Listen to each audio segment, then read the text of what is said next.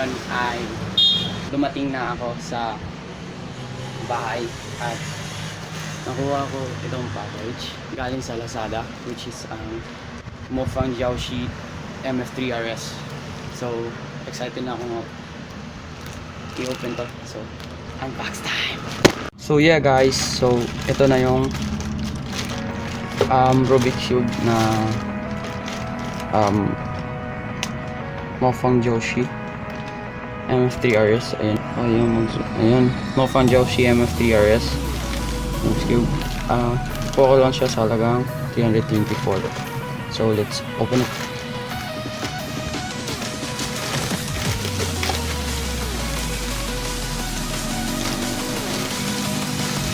Wow, ang ganda.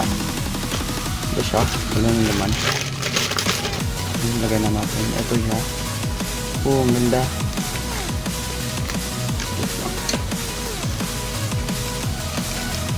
Oh. Ito na. MoFangJiaoShi MF3RS. Ayan. So, open. Ito na natin dito. Ayan. Ganda. Mabigat siya masyado. So, ito yung pamphlets niya. First turns. Napaka-slight. Hindi ko makontrol. Ganda. Maganda siya.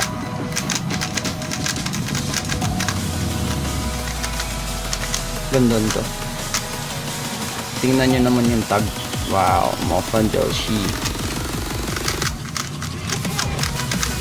So, ngayon lang ako nakabili nito. So, sa halagang nito, ito ay 248 lamang, pero plus shipping na yun. So, naging 324. So, maganda siya. At ito yung corners. Wait lang.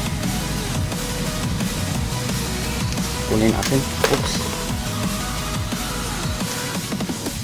At saka hindi talaga matanggal yung edge corner niya. Ayun. Ito yung edge niya. Edge ko to. Oh, edge. Tapos ito naman yung corners. Ano siya. So yun nga. That's all guys. Salamat sa panonood. At hanggang sa muli. Bye. Please like and share. Subscribe po.